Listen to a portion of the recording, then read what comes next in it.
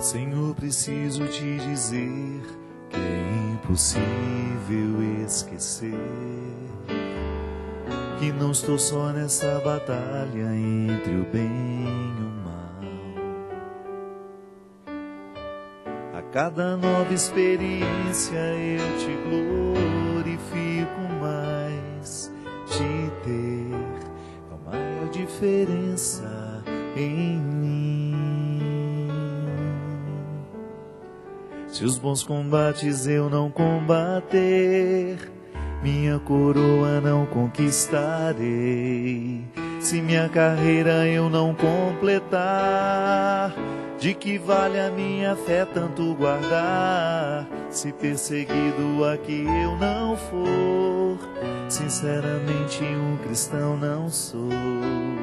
A tua glória quero conhecer, viver a experiência de sofrer. Viver pra mim é Cristo, morrer pra mim é ganho. Não se para de lutar, triunfarei sobre o mal, conquistarei troféus. Não há outra questão, quando se é cristão, não se para de lutar até chegar aos céus.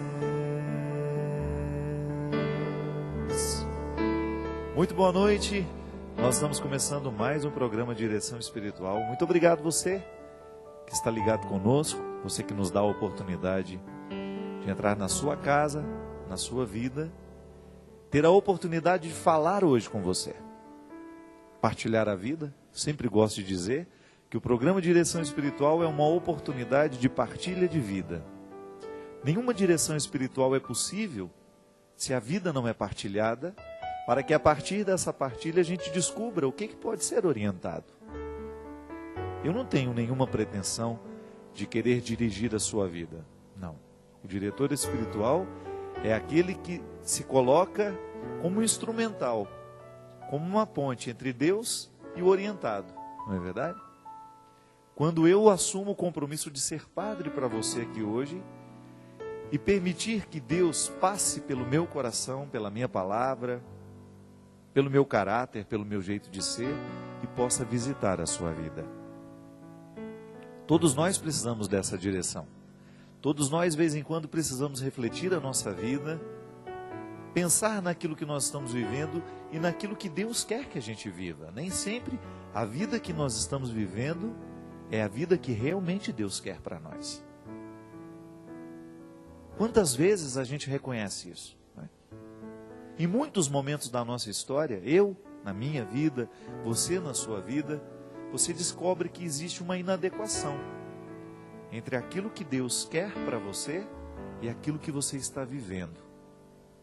Eu lembro que essa foi a primeira lição sobre direção espiritual que eu tive no seminário. Porque eu só escutei falar do termo direção espiritual, dessa expressão tão preciosa para a igreja.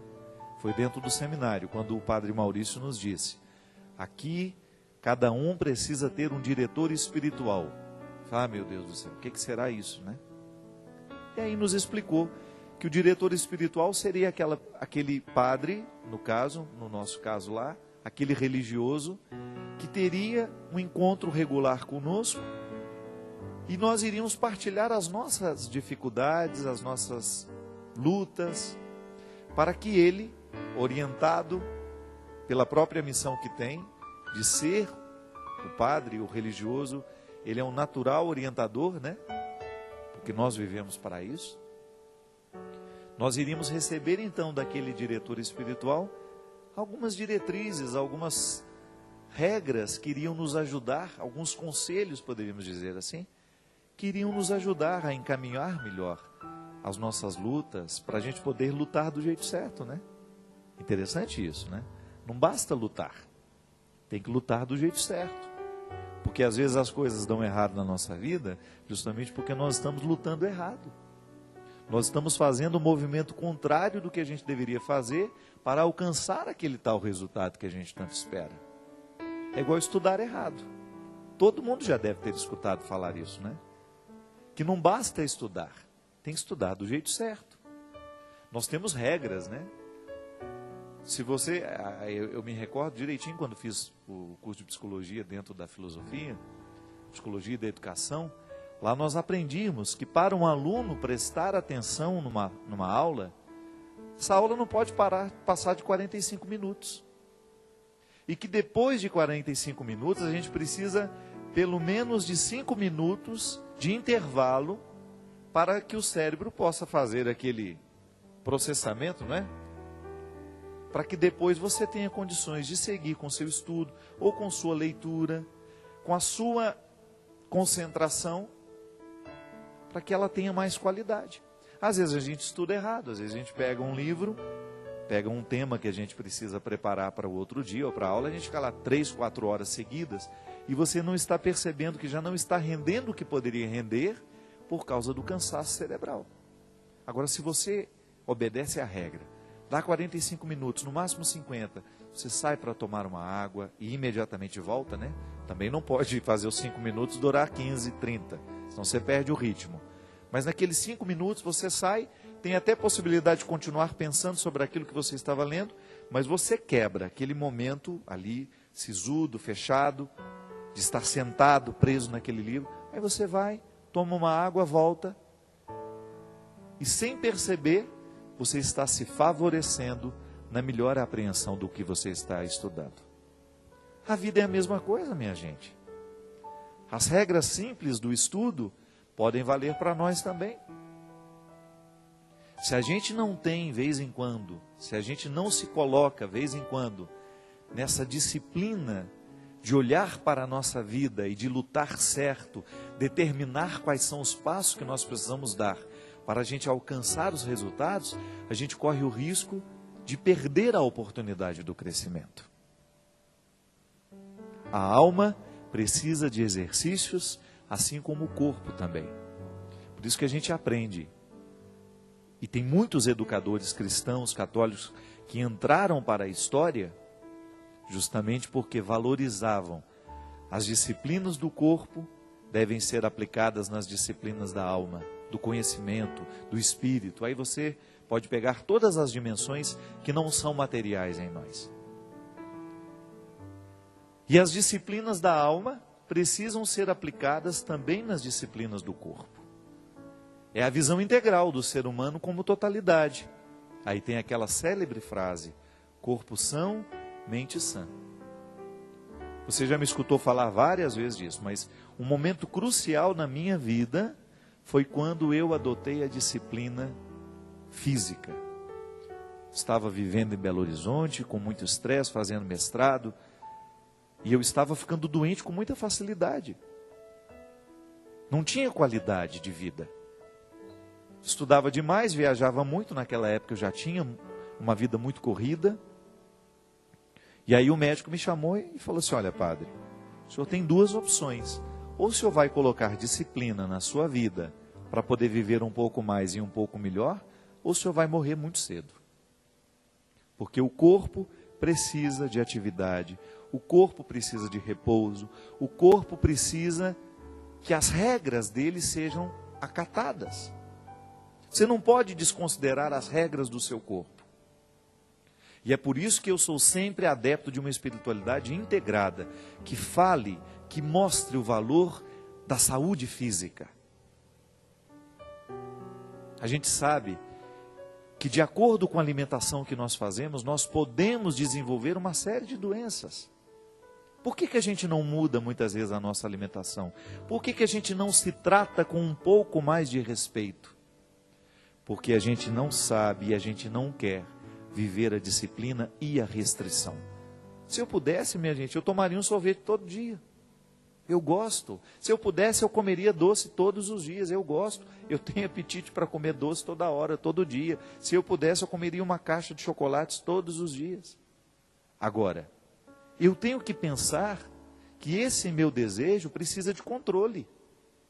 Porque se eu não sou capaz de pensar na saúde do meu corpo e concretamente renunciar àquele bendito chocolate, ou comê-lo com moderação, ou apreciar a alimentação de maneira saudável e com moderação, eu corro o risco de prejudicar para o resto da minha vida essa saúde que Deus me deu. É assim. É igual o vírus que toma conta de um organismo que até então era saudável. Não é verdade? De repente você tinha uma saúde de ferro, foi contaminado pelo vírus HIV, por exemplo, que vem, fragiliza totalmente o sistema imunológico de uma pessoa e ela nunca mais será a mesma por causa de um deslize, por causa de um momento em que ela não soube viver a restrição, não soube colocar disciplina na sua vida sexual. A igreja não é contra a vida sexual. Não, e as regras que a igreja ensina estão diretamente ligadas justamente ao exercício da disciplina. Ah, mas a igreja é moralista, a igreja é isso, a igreja é aquilo. Desculpe-me, eu não penso assim. Eu acho que quando a gente ensina um filho a ter disciplina sexual, a saber guardar-se para o momento certo, para o momento do amor, porque sexo nem sempre é amor. Essa criança, esse adolescente vai estar protegido de muitas coisas ruins que infelizmente tomam conta dos nossos adolescentes, das nossas crianças e da nossa juventude, porque essas pessoas não aprenderam as regras, as disciplinas. Minha gente, a disciplina da alma ela é tão necessária, porque assim como a gente identifica que tem uma gordura localizada, né, que precisa ser queimada no exercício, a gente também descobre que tem os excessos na alma, no nosso jeito de ser. Quantas coisas no nosso comportamento são agressivas ao outro e também nos adoecem da mesma forma como a gordura visceral, que é essa bendita gordura que gera diabetes, que gera pressão alta, que gera infarto, uma série de doenças cardíacas que nascem dessas gorduras que a gente vai acumulando entre os órgãos. Que a gente não engorda só na parte de fora, que vê.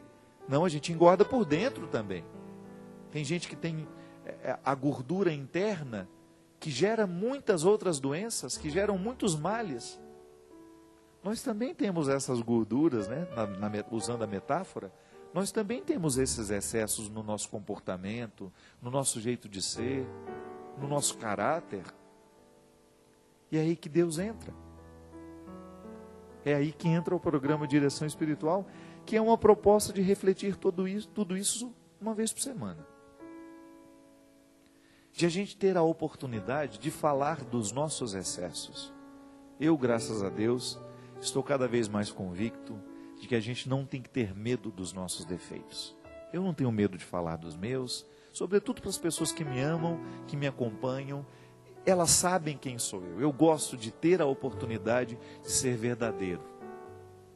Porque quando eu sou verdadeiro, eu estou me dando a oportunidade de crescer. Se eu fico mentindo para mim mesmo, se eu minto para aqueles que estão comigo e que poderiam me dar uma oportunidade de crescimento, eu estou negligenciando a oportunidade de ser melhor. E para isso servem as religiões, minha gente. As religiões são instrumentos que Deus usa no mundo para poder tornar o ser humano melhor. Se o meu cristianismo não me ajuda a ser um ser humano melhor, eu preciso rever a maneira como eu interpreto este cristianismo e a maneira como eu coloco em prática. Se você que é um budista, se a sua religião não está sendo um referencial para você analisar-se, olhar-se com coragem nos seus excessos, se essa religião não está trazendo disciplina para a sua vida, que é tão saudável, questione-se. Você que é evangélico, se a sua prática religiosa não está mexendo no seu jeito de pensar, se ela não está transformando o seu coração, a sua mente para melhor, para o amor aos outros, para a generosidade, para a fraternidade, cuidado, você pode estar sendo vítima de uma religião infértil.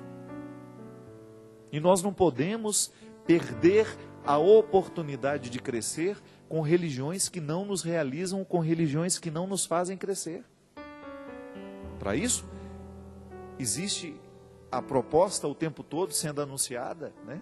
Deus nos quer transformados, nele transformados.